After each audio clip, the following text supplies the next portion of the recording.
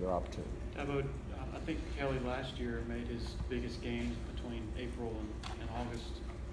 Do you think that it's necessary for him to have a similar trajectory this offseason to keep the starting job? No, I think just needs to play well in practice. He just needs to demonstrate every day that he's the best guy. And again, that's every rep counts. And Streeter does such a great job of managing that and putting them, making sure they're all in a fair opportunity to win the job and compete for the job. But there's no question he made incredible strides from last spring to when he came back in fall camp. Because I really thought it was going to be really tight in August. I really felt like we were in for a real battle, and it just didn't turn out that way. I mean, we kind of went in and he separated, and I mean it really wasn't close. And you got to give him a lot of credit, man. He really worked his tail off, and I promise you, he's done the same thing. But now he's got a whole different mindset behind him. He's just got more experience. He's had some success. He's had some failure. He's very focused. I mean, this kid's got thick skin, because he's had to grind to get to where he is as a quarterback, and so it's going to be quite a battle. Because again, Chase and Trevor, I mean, they're not going to go away. These are two really dynamic and very talented young players that are going to come out there and compete. But the good news is, I really, really, truly believe that we can win with any of those guys, and I don't think we've really had that situation. When I say win, I'm talking about compete for the league, and they're all great young people. I mean, these are great young men. They like each other. They all get it. We're very transparent. We just put it all on the table. I have my exit meetings with these guys. I mean, I just think that's the best way to be and to communicate. Everybody know exactly where they are. That's why we're so thorough in how we evaluate and how we grade, because they need that feedback. And then, hey, let me go transform this summer. That's what we call it, transformation.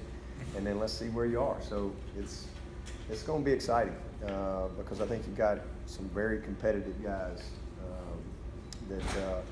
But Kelly has handled the pressure, I mean, very well. Very, very well. I mean, you go back to last year, that kid made some big plays for us in some critical situations. And he hasn't forgotten that. And he made some mistakes too, and missed some plays and things like that. But that's talking about a first-year guy.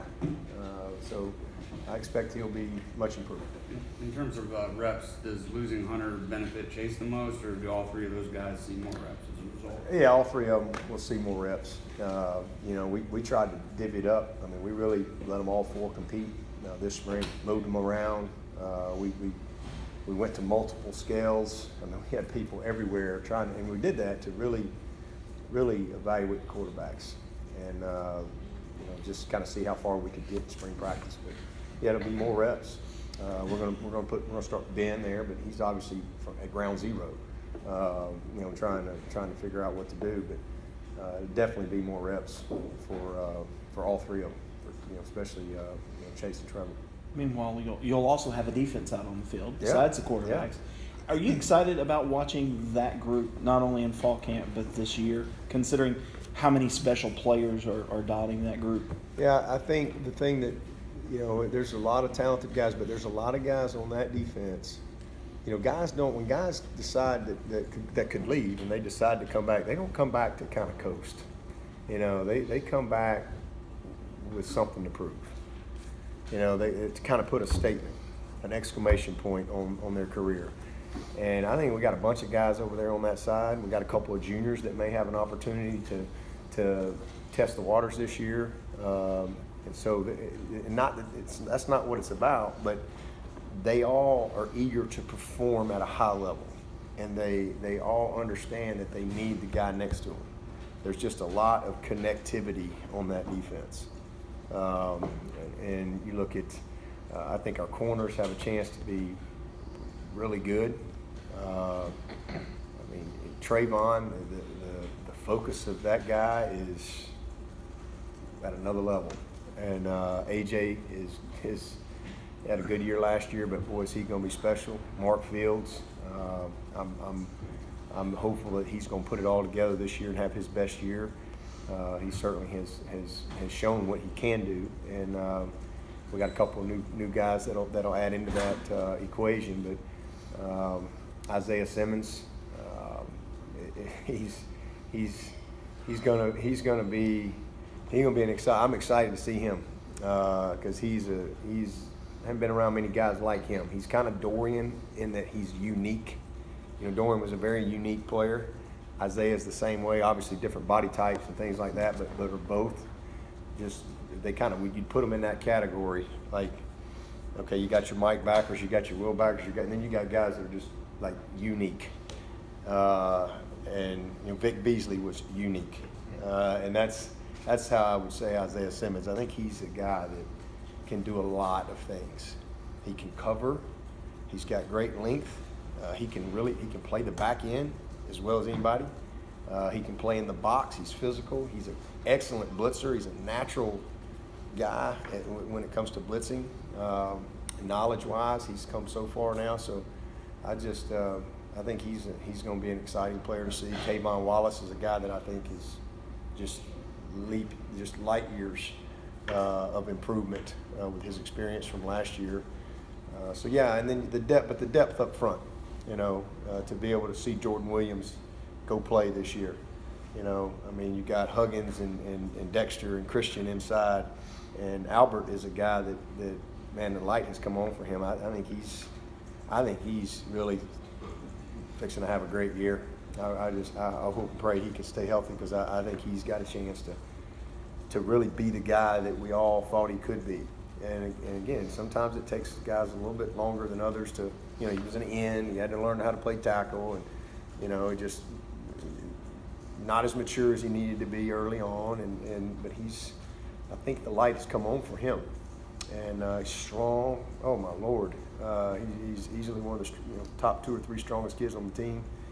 So that little veteran group inside, and then you say, okay, well, let's see. I think Niles Pinckney's ready to take a step. I see a total different body language in him.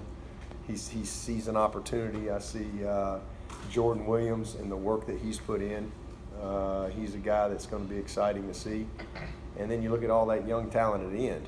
You know, I mean, you know, it takes pressure off of some of those guys like Clee and Austin. They don't have to go play 60 snaps. They don't have to go play 50 snaps because there's going to be a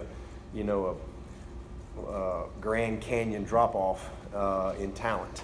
You know, there's going to be a drop-off for some guys in experience, but not talent. And so that's exciting. And so guys buying into and being selfless and saying, you know what, hey, I need to get this guy. This guy needs to play some.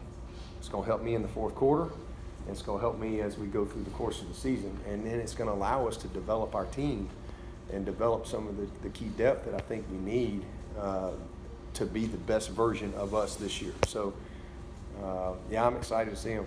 Kendall Joseph back. I mean, this guy's not many people ask me about Kendall Joseph, but he's really as good a linebacker as we've had in my 9 years. Brent hadn't been here all 9 years, but he's been here a bunch of them. He'd probably tell you the same thing. I mean, the guy's smart, he's crafty, he's very instinctive, he's a good tackler, he's a good teammate. He can play Mike or Will.